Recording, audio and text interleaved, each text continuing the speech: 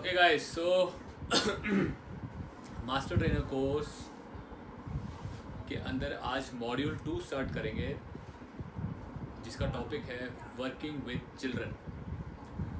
सो module 1 था working with athlete, ठीक है, जिसके अंदर हम एडवांस लेवल ऑफ ट्रेनिंग्स पे ही बात कर रहे थे। उन ट्रेनिंग्स का कैसे शेड्यूल बनाना है, पीरियडाइजेशन पूरे साल का, 6 महीने 2 साल का पीरियडाइजेशन में कैसे शेड्यूल को प्लान किया जाता है, उसके ऊपर हमने बात की थी। Advance level of cardiovascular training, advance level of weight training, इन सब चीज़ों पे बात कर रहे थे। सो आज जो हम पढ़ेंगे that is working with children, तो बिल्कुल उनसे डिफरेंट चीज़ पे डिफरेंट माइंड सेट लेके हमें चलना पड़ेगा बच्चों के साथ, है ना। तो एथलीट उस लेवल के लोग होते हैं जो पूरी एक तरह से grown, they are fully grown adult, mature हो चुके हैं फिजिकली भी, मेंटली, और वो लोग एक अच्छी लेवल की ट्रेनिंग को ना अडॉप्ट कर सकते हैं, अच्छी लेवल की ट्रेनिंग कर सकते हैं, हार्ड ट्रेनिंग कर सकते हैं। लेकिन बच्चों की बात की जाए तो पैदा होने से लेके 18 साल तक की एज में बहुत सारे डिफरेंट स्टेजेस होती हैं, अलग अलग स्टेजेस होती हैं जो वो लोग पार करते हैं, जिसमें वो लोग जाते हैं। तो डिफरेंट स्टेजेस पे डिफरेंट तरह के उनके मोटर एबिलिटीज़, उनकी स्किल्स, लर्निंग प्रोसेस डिफरेंट होता है ना। तो अकॉर्डिंग टू दैट हमें काम करना है, और हमें एक चीज़ का ध्यान रखना होता है कि हर स्टेज पे बच्चा ग्रो कर रहा है, ठीक है। अकॉर्डिंग टू दैट उन चीज़ों को हम लोग ध्यान में रखते हुए बच्चों को ट्रेन करते हैं, ठीक है। तो सबसे पहले जी स्टार्ट करते हैं चैप्टर 1 में। लेट अस अंडरस्टैंड कि जब भी हम बच्चों की बात करें तो बच्चों की there are different stages of growth and development, ठीक है ना, डिफरेंट स्टेजेस ग्रोथ और डेवलपमेंट की। तो गाइस सबसे पहले समझना ज़रूरी है कि ग्रोथ और डेवलपमेंट में डिफरेंस क्या है, ठीक है। ग्रोथ और डेवलपमेंट एक सेम चीज़ नहीं है, इट इज़ डिफरेंट। ग्रोथ क्या होती है? Growth is defined as the increase in the size of body and its part. जो हम बॉडी के तौर पे ग्रो करते हैं, जैसे हाइट, वेट, ठीक है, बॉडी पार्ट्स जो ग्रो कर रहे हैं, वो ग्रोथ, फिजिकल ग्रोथ जो दिखती है, जो फिजिकली ग्रो करता है, जो दिखता है, दैट इज ग्रोथ। जो विद एज हाइट बढ़ती है, वेट बढ़ता है, मसल्स की डेवलपमेंट आती है, बोन धीरे धीरे स्ट्रॉन्ग होती है, ये सब ग्रोथ में आता है। डेवलपमेंट होती है जो इंटरनल है, जैसे हमारे ऑर्गन्स। पहले बच्चा सिर्फ दूध पीने लायक होता है, ठीक है, धीरे धीरे करके वो बच्चा रोटी खाने लायक हो जाता है, चबाने लायक हो जाता है, उसको डाइजेस्ट करने लायक हो जाता है। फिर जैसे जैसे और बड़ा होता है और ज़्यादा नॉन वेज, ये और कॉम्प्लेक्स चीज़ें खाने लग जाता है ना। तो कहीं ना कहीं हमारे इंटरनल सेल्स हैं, जो ऑर्गन्स हैं, वो भी ग्रो करते हैं, ठीक है। डेवलपमेंट मेंटल बेस पे होती है, कई चीज़ें सीखता है, कई चीज़ें अडेप्ट करना, जैसे चलना फिरना। पहले वो चल नहीं पाता, लड़खड़ाता है या रोल करता है, फिर धीरे धीरे वो बैलेंस बना के चलना लग जाता है, that is all developments. Physiological prospect, आपका मेंटल प्रोस्पेक्ट पे जो होती है वो डेवलपमेंट्स आती हैं।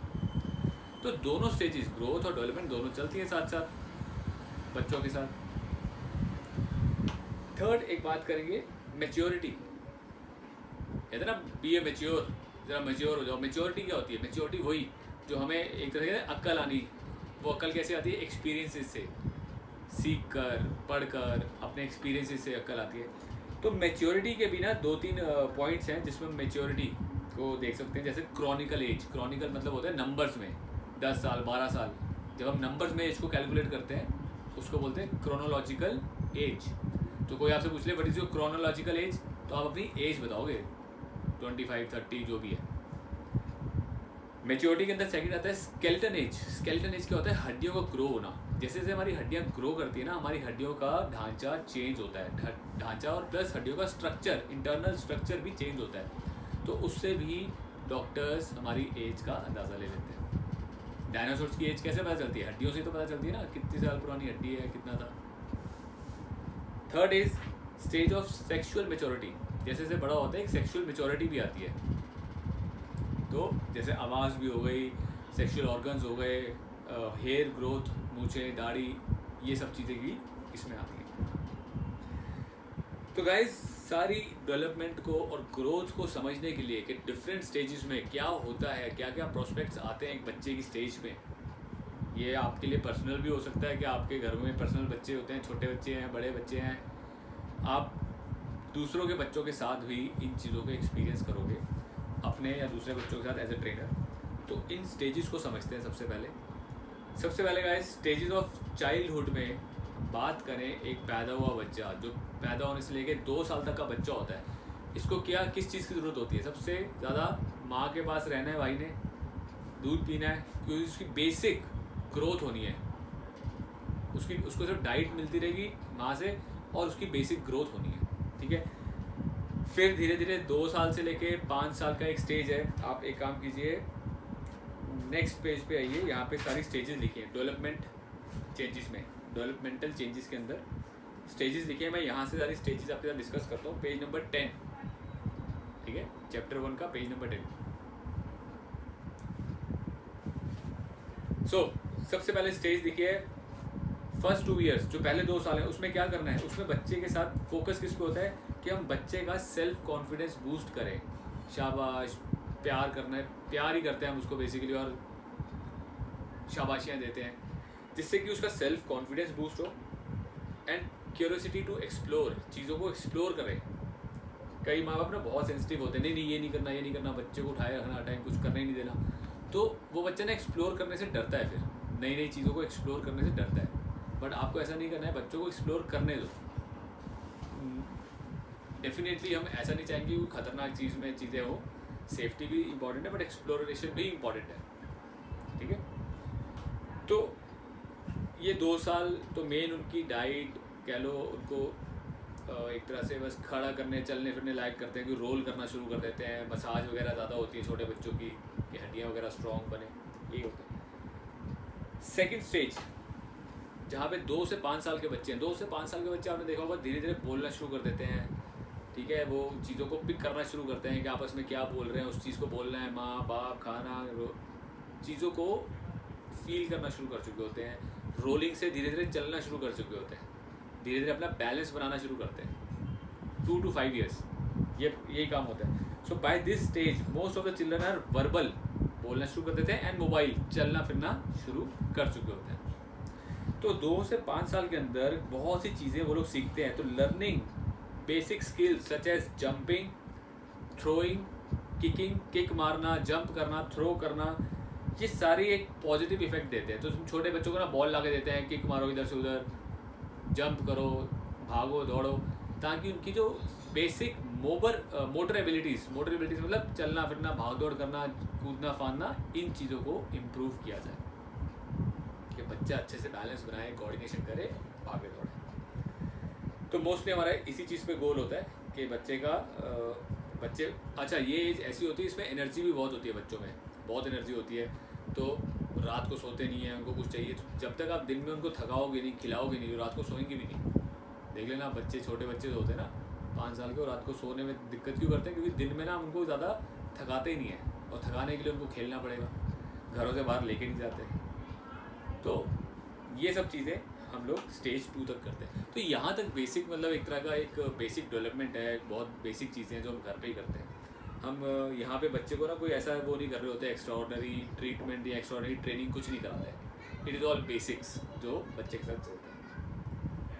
Stage 3 being active. स्टेज 3 होती है जो 5 से 8 साल में बच्चा काफ़ी अच्छे लेवल पे आ जाता है, maturity in the sense thought process, बातचीत करना, चीज़ों को समझना, समझना, चलना फिरना, दौड़ना, ये चीज़ें काफ़ी अच्छे तक सीख जाता है।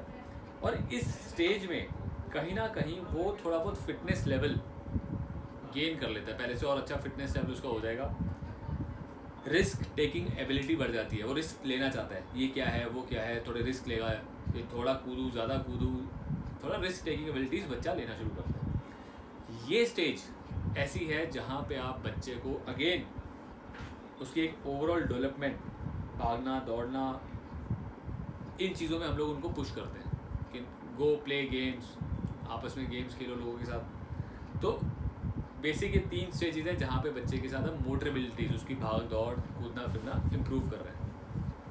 स्टेज 4 8 से 10 साल, ये एक ऐसी स्टेज है जहाँ पे बच्चा टीम वर्क करना शुरू कर देता है, जहाँ पे बॉयज़ अपना ग्रुप बनाना शुरू कर देते हैं, लड़कियों को अपना ग्रुप बनना शुरू हो जाएगा। एंड एक आप देखोगे कि मतलब बच्चे टीम में रह के खेलना पसंद करते हैं, आपस में टीम वर्क ज़्यादा करते हैं।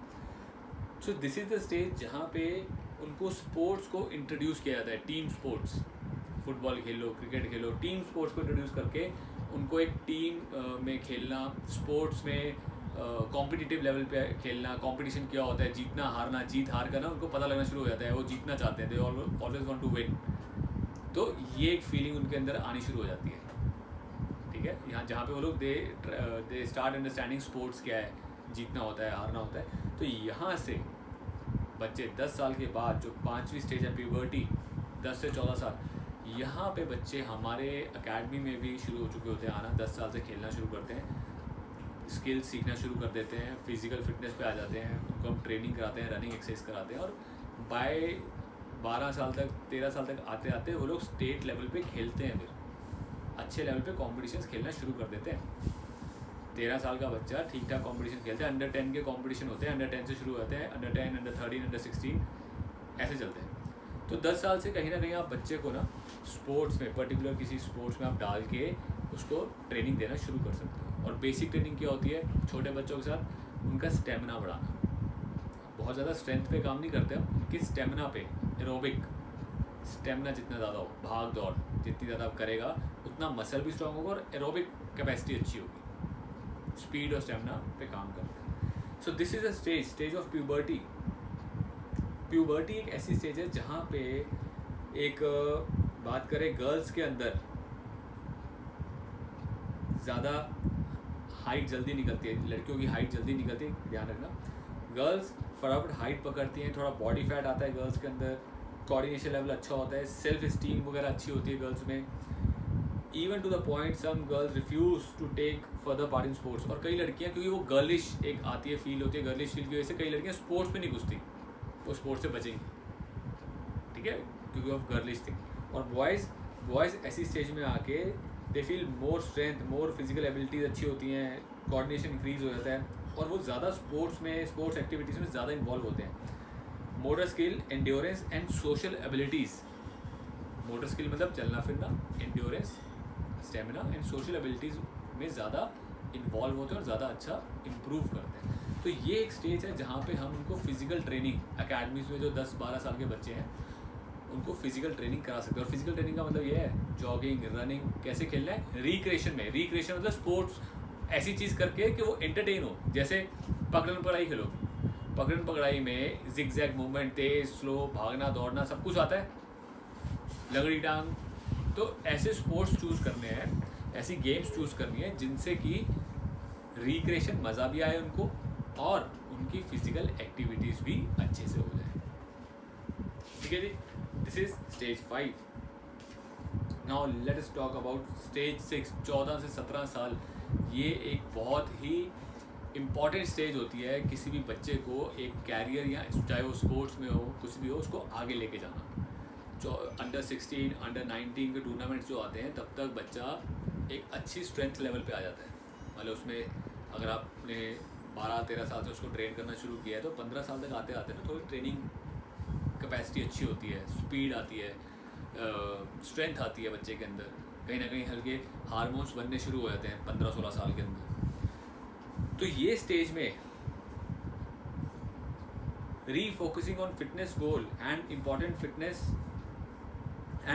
Of fitness is the major priority in this stage. क्योंकि फिटनेस लेवल को और अच्छा किया जाए, उनको और अच्छा फिट स्ट्रॉन्ग किया जाए। तो ये स्टेज में आप उनको ज़्यादा लेवल, नेक्स्ट लेवल की ट्रेनिंग, क्योंकि बच्चा छोटा था तो कम ट्रेनिंग कराते थे, अब उसकी ग्रोथ हो रही है, वो बढ़ रहा है, तो धीरे धीरे ट्रेनिंग का लेवल भी बढ़ता रहेगा, ठीक है ना। बच्चों के साथ हम ऐसे चलते हैं, ठीक है। एक स्टेज आती है जब वो अपनी पीक पे आ चुका होता है, येस नाउ इज 20, 21, 22। अब आपको पता है यार ये वेट ट्रेनिंग भी करेगा, कार्डियो भी करेगा, स्प्रिंट भी मारेगा, सब कुछ कर सकता है, तो आप उसको अच्छे लेवल की ट्रेनिंग कराते हो। बट जहाँ पे वो बच्चा है, ये है, उसको अगर आपने ट्रेनिंग ये देनी शुरू कर दी तो ओवरलोड होने की वजह से उसकी ग्रोथ रुक जाती है। बच्चा अगर अर्ली स्टेज में ट्रेनिंग से, स्पोर्ट्स से भागना शुरू करेगा ना, तो वो कभी भी दोबारा स्पोर्ट्स पकड़ेगा नहीं, क्योंकि अर्ली स्टेज में जो दिमाग में घुस जाता है ना उनके, वही देर तक चलता है, वही उसको फॉलो करता है। तो हमारा कॉन्सेप्ट ये होना चाहिए कि इस स्टेज में इतनी ट्रेनिंग कराई जाए या उनको इस तरह से रखा जाए कि वो एंटरटेन हो, एंटरटेनमेंट भी हो और उनका फिटनेस लेवल भी बढ़े। तो ओवर ट्रेनिंग यहाँ पे हमें बच्चों के साथ नहीं करना। ओवर ट्रेनिंग से ग्रोथ रुक जाती है बच्चों की। तो बच्चों के साथ क्या सीन है, ये स्टेज है, आपने ट्रेनिंग लेवल यहाँ से यहाँ तक लाए, फिर जब वो एज बढ़ जाती है फिर धीरे धीरे ट्रेनिंग लेवल को नेक्स्ट लाते हैं, फिर एज बढ़ती है फिर ट्रेनिंग बढ़ाते हैं। ठीक है, हम ऐसे नहीं करते कि ट्रेनिंग बढ़ाओ धीरे धीरे एज बढ़ जाएगी, ट्रेनिंग बढ़ाओ एज बढ़ जाएगी, नहीं, एज के साथ साथ ट्रेनिंग धीरे धीरे। ठीक है, तो ये बच्चों के साथ 14 to 17 ईयर्स एडोलसेंस एक अच्छी खासी मेच्योरिटी होती है, जहाँ पे बॉयज़ में इंक्रीज शोल्डर विड्थ बढ़ती है, मेटाबॉलिक रेट बढ़ता है, बोन की ग्रोथ बढ़ती है, मतलब हाइट वगैरह अच्छी बढ़ती है। और गर्ल्स के अंदर भी bone growth, metabolic rate, fat deposits, butts, thighs मतलब हैवी होना शुरू होती है, क्योंकि जैसे जैसे एज बढ़ती है ना, गर्ल्स के अंदर फीमेल हार्मोन बनने शुरू हो जाते हैं, बॉयज़ के अंदर मेल हार्मोन बनने शुरू होते हैं। मेल हार्मोन्स की वजह से उनके अंदर ज़्यादा स्ट्रेंथ, ज़्यादा ताकत, ज़्यादा मस्कुलैरिटी आनी शुरू होगी। फीमेल हार्मोन्स की वजह से ज़्यादा फैट डिपॉजिट और वेट उनका गेन होना शुरू हो जाता है। तो यहाँ पे ये डिस्ट्रीब्यूशंस होनी शुरू होती है जब लड़के एकदम से पावर और स्ट्रेंथ में अच्छे निकल जाते हैं, एंड गर्ल्स उस लेवल पे नहीं जा पाती, बट अपना वो फीमेल हार्मोन्स की वजह से उनमें फैट डिपॉजिट वगैरह शुरू हो जाते हैं। 14 से 17 साल, और ये एज ऐसी होती है, बड़ी इंपॉर्टेंट होती है, how to deal with this age. ये एज बहुत वैसे होता है, मतलब बच्चा अगर आपसे उसका ना अपना एक थॉट प्रोसेस होगा, वो एक क्या लो, कुछ बच्चे ना बड़े उनमें आग होती है, यस करना है यस, कईयों में नहीं होती, कई कहते हैं नहीं ठीक है मेरे से नहीं हो रहा, मैं नहीं कर रहा, निकल जाएंगे वापस चले जाएंगे, है ना। तो you have to be very careful, कौन से ऐसे बच्चे जिनको हम पुश कर सकते हैं, जिनको अच्छा ट्रेन कर सकते हैं, कौन से ऐसे बच्चे जिनके साथ नहीं, धीरे धीरे चलना पड़ेगा, क्योंकि एज ए ट्रेनर आपको सबको ट्रेन करना है। हम ये नहीं चाहते कि सिर्फ एज अ कोच मेरे को ये चूज़ करना पड़ता था 100 में से मैं 10 लूँ, क्योंकि मैं कोच हूँ, मुझे परफॉर्मेंस देनी है स्टेट नेशनल लेवल पे। बट एक लेवल पे जब हम ट्रेनर होते हैं, हमें वहाँ पे क्वांटिटी चाहिए, ज़्यादा से ज़्यादा बच्चे हैं, बिकॉज हमारी अर्निंग वहाँ से आएगी, और हम बच्चों की फिटनेस पे काम कर रहे हैं। ठीक है, तो हमें तो सारे चाहिए, बट एज अ कोच मैं क्या करता था, मैं नहीं भाई, मेरे को 10 अच्छे बच्चे चाहिए, मैं उन पर फोकस करूँगा, बाकी बच्चे जूनियर कोच को दे दिए, तू इनको संभाल, में से जो अच्छे निकलेंगे वो मेरे को दे, क्योंकि मेरे को उनसे रिजल्ट लेना है नेशनल लेवल पे। ठीक है ना, तो आपको ये देखना है कि आप सब बच्चों को ढंग से ट्रेन कर सको। तो किस बच्चे को ज़्यादा पुश करना है, किसको हल्का पुश करना है, वो आपको पता है। एडोलसेंस 17-18 साल के बाद हम 20 साल के ऊपर की जो एक एज आती है, वहाँ पे हम बोलते हैं भाई ये एज है जहाँ पे उनको एडल्ट बोलते हैं।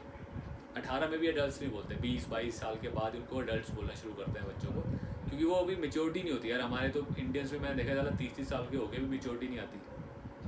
30 साल का बंदा भी अपने माँ बाप के पीछे ऐसे चिपका होता है, मम्मी बताएगी तो करूँगा, नहीं, कई होता है सीन, तो मतलब आई हैव सीन ऐसा होता है। और कई इतने मेच्योर होते हैं, वो छोटी एज में ना उनको 17 साल 16 साल 15 साल में पता होता है नहीं मैंने ये करना है, उसकी मेच्योरिटी थॉट लेवल अलग होता है बच्चों का कई होगा, and that is I believe that is all by birth होता है, जेनेटिक होगा या गॉड्स गिफ्ट है। तो हर एक का एक डिफरेंट सीन है, ठीक है, अकॉर्डिंगली हमें उनके साथ काम करना है। सो गाइज नेक्स्ट पॉइंट है इसमें हमारे साथ अभी जो हमने डिस्कस किया है, दैट इज स्टेजेस। ठीक है ना, first stage, second stage, third stage, 0 to 2 years, 2 to 5 years, 5 to 8, 8 to 10, अलग अलग स्टेजेस में अलग अलग डेवलपमेंट्स धीरे धीरे बच्चों में आती है। और लास्ट स्टेज जो हमने डिस्कस की, स्टेज नंबर 6 एडोलसेंस, जहाँ पे हम अच्छे लेवल की ट्रेनिंग करा सकते हैं, बच्चे थकते नहीं, कई ऐसे होते हैं आप वेट ट्रेनिंग का ऐसे इस स्टेज तक एडोलसेंस तक हम लोग अगर उनको कोई भी वेट ट्रेनिंग करानी है, that is only body weight training, जैसे पुशअप्स, स्क्वाट्स, पुलअप्स, जितना भी बॉडी वेट, ठीक है, मैक्सिमम बॉडी वेट। और अगर वेट देना है उनको, डंबल्स देने हैं तो लाइट देना है, हैवी नहीं देना है, जिससे कि उनके जो जॉइंट्स हैं, क्योंकि क्या होता है छोटी एज में जॉइंट्स बड़े सॉफ्ट होते हैं, सॉफ्ट जॉइंट्स के ऊपर ज़्यादा हैवी लोड दे देंगे तो हाइट रुक जाती है, ग्रोथ रुक जाती है। ठीक है, तो इसलिए बॉयज़ के साथ कोशिश की जाती है 22 साल तक उनको बहुत ज़्यादा हैवी वेट ट्रेनिंग ना कराई जाए, 22 के बाद ज़्यादा कराई जाए, क्योंकि 22-24 साल तक थोड़ी थोड़ी हाइट ग्रो करती है। और गर्ल्स के साथ भी आप बॉडी वेट ट्रेनिंग्स ही प्रेफर करेंगे। पुशअप मारने, 200 पुशअप मारने में भी जान लग जाती है अच्छी खासी, अगर 200 पुशअप तक पहुँचा दिया आपने बच्चा तो बहुत होता है। मतलब हम लोग से नहीं लगते, हम मारने शुरू करें आज की डेट में हमसे नहीं लगेंगे, 50 धीरे धीरे 50 पे पहुँचेंगे, 50 से 100 पे आएंगे, 200 पे तो वही बॉडी वेट ट्रेनिंग है। स्क्वाट्स ये होती है, फ्रॉग जंप्स, ठीक है, स्टेज के ऊपर जंपिंग करके जाना दोनों पैरों के साथ, बहुत स्ट्रेंथ वाली एक्सरसाइज होती है जो बच्चे करते हैं अच्छे से। तो ये एक्सरसाइज हमें उनको वेट ट्रेनिंग में करानी है। और बात करें एरोबिक ट्रेनिंग, एंड्योरेंस, उसमें आप आधा घंटा रनिंग, स्प्रिंटिंग, उनकी स्पीड पे, एरोबिक एनारोबिक कैपेसिटी सब पे काम कर सकते हो, उसमें कोई लिमिट नहीं है, क्योंकि वो अपनी लिमिट के हिसाब से भागेगा, समझ रहे हो, स्पीड में या कितनी देर तक भागना है, तो उसमें आप अच्छे से उन पर जोर दे सकते हो।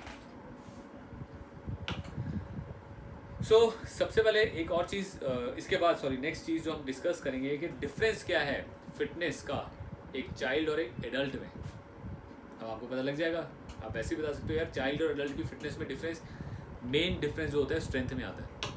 एरोबिक में बहुत ज़्यादा डिफरेंस नहीं होता।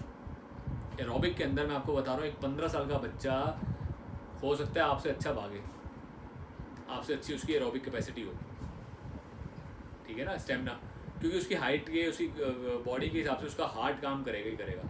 जैसे बॉडी ग्रो करेगी तो हार्ट ग्रो करेगा, तो हार्ट और बॉडी प्रोपोर्शनेट चलती है, लंग्स प्रोपोर्शनेट चलते हैं, तो जो जितनी मेहनत कर जाएगा उसका उतना अच्छा एरोबिक होगा। तो कोई बहुत ज़्यादा एरोबिक डिफरेंस नहीं होगा, लेकिन डेफिनेटली एनारोबिक डिफरेंस आ जाता है। एनारोबिक मतलब स्पीड आपकी अच्छी हो सकती है, क्योंकि स्पीड के लिए आपको क्या चाहिए, स्ट्रेंथ, पावर चाहिए। स्पीड बढ़ाने के लिए आपको टांगों में पावर चाहिए ना, स्ट्रेंथ चाहिए विद स्पीड। तो स्ट्रेंथ आपकी अच्छी होगी तो हो सकता है आप स्ट्रेंथ में अच्छे हो, मतलब एडल्ट्स की बात करें, adults are better in anaerobic capacity में, ज़्यादा अच्छे हो जाते हैं, ठीक है। Muscular strength, definitely muscular strength adults की अच्छी होगी। मस्कुलर स्ट्रेंथ में एडल्ट ही ज़्यादा वेट उठा सकते हैं। तो पीक की बात करें, पीक स्ट्रेंथ कब होती है किसी के अंदर? पीक मसल मास फीमेल्स में 16 से 20 की एज में पीक मसल मास होता है, मतलब 20 साल तक उनका जो मसल आप ग्रो करना चाहो ना, बहुत अच्छा ग्रो कर जाएगा। और मेल्स के अंदर 18 से 25 मसल मास, मतलब साइज, मसल का आना कि मसल ग्रो कर रहा है, नेचुरल जो मसल ग्रो करता है। और मसल स्ट्रेंथ, मसल में ताकत 20 और यहाँ 20 to 30 वही है, मतलब 20 के आगे और 25 के आगे स्ट्रेंथ बढ़ती है, फिर ताकत ज़्यादा बढ़ती है। 30, 35, 40 में आप जितना अच्छी ट्रेनिंग कर सकते हो, कि 35 साल तक आप बहुत अच्छे लेवल पे अपने आप को ट्रेन कर सकते हो हैवी वेट ट्रेनिंग में। एथलीट्स जो भी इंटरनेशनल लेवल एथलीट्स हैं वो भी 40 तक ही कोई खेलता है, मतलब 35, 36, 37 पे आके रिटायरमेंट शुरू हो जाती है सबकी, क्योंकि वो पीक ले चुके होते हैं। 25, 30 के अंदर उनका पीक चल चुका होता है, उसके बाद ना कहीं बॉडी डाउनफॉल में आती है। नेचुरल जो हमारे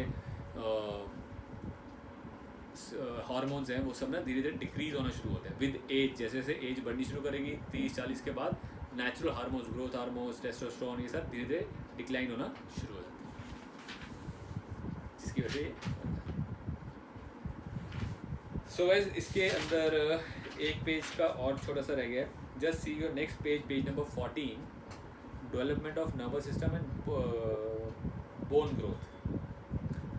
So nervous system definitely with age, fast reaction, skill movement, high level strength, power, balance, agility धीरे धीरे सारी improve करती हैं। अगर आप उनको अच्छे लेवल का फिटनेस रिजीम, ट्रेनिंग्स वगैरह कराओगे तो बहुत जल्दी improve कर लेते हैं बच्चे। नर्वस सिस्टम को बहुत जल्दी improve कर लेते हैं, बड़े अडेप्टिव होते हैं, बड़ी जल्दी कैच करते हैं चीज़ों को, अच्छे से परफॉर्म कर लेते हैं। लेकिन बोन ग्रोथ ऐसी चीज़ है जो अपने टाइम के साथ चलती है, ठीक है ना। वो ऐसा नहीं कि बहुत जल्दी ग्रो कर जाएगी, ज़्यादा एक्सरसाइज करोगे ज़्यादा ग्रो कर जाएगी, नहीं, कई बार ज़्यादा एक्सरसाइज की वजह से ग्रोथ रुक जाती है।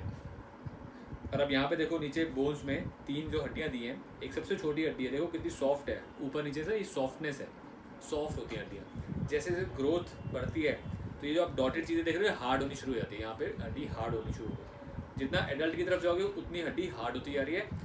ये जो बीच में है वो है मैरो। पहले मैरो कितना ज़्यादा था, क्योंकि मैरो ग्रोथ कर रहा होता है बॉडी के अंदर, धीरे धीरे मैरो कम हुआ और लास्ट वाले में और मैरो सेंटर में रह गया सिर्फ बोन मैरो। तो ये ग्रोथ का एक स्ट्रक्चर होता है।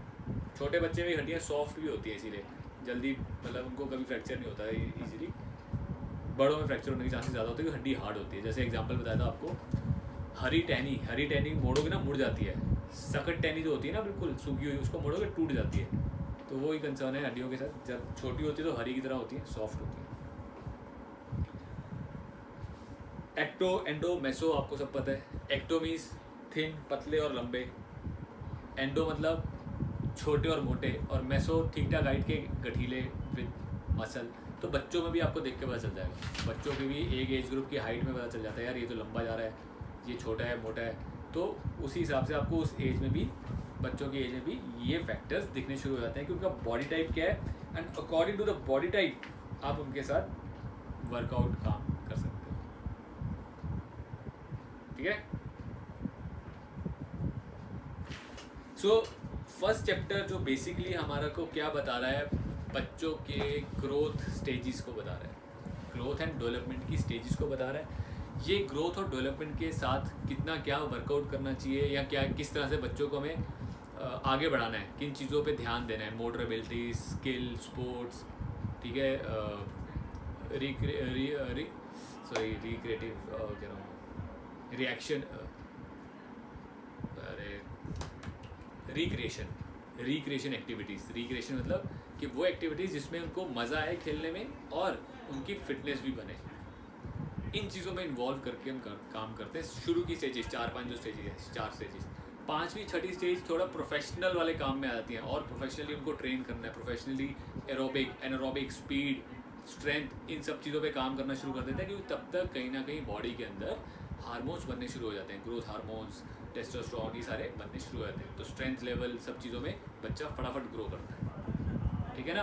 तो आप समझ के चलो 15 साल के बच्चे जो होते हैं ना, 15 साल ऑनवर्ड्स के बच्चों को आप ठीक ठाक लेवल की एरोबिक, एनारोबिक, स्पीड ट्रेनिंग करा सकते हो, और स्ट्रेंथ के बेसिस पे उनको कराना है तो आप body weight strength training, functional training, ये सब करा सकते हैं। ठीक है। तो आज के टॉपिक में हम लोगों ने मेनली जो स्टडी किया है that is about stages of growth and development. ठीक है, किस तरह से बच्चों में होती है। कल पढ़ेंगे बेनिफिट्स, और उसके बाद आएगा कि क्या ट्रेनिंग्स कराई जाए। बेनिफिट्स किसके, एक्सरसाइज के, कि बच्चों को जो एक्सरसाइज कराते हैं उनके क्या बेनिफिट्स होंगे, और फिर किस तरह से कैसी ट्रेनिंग्स कराई जाए। ठीक है। तो गाइस ये समझना इंपॉर्टेंट है बच्चों की ग्रोथ फैक्टर्स को। वो जो 5 से 6 स्टेजेस दिए हैं, आप उनको एक बार ही पैराग्राफ है, सिंगल पैराग्राफ है, उनको स्टडी कर लो, और क्या क्या चीज़ें बच्चों में कैसे ग्रो करती हैं, थोड़ा सा डीप स्टडी करोगे, बहुत अच्छे से अंडरस्टैंडिंग बन जाएगी, और फिर इसको अच्छे से आप काम कर पाओगे। यस सतिंदर। सर बुक नहीं है, बिना बुक के कैसे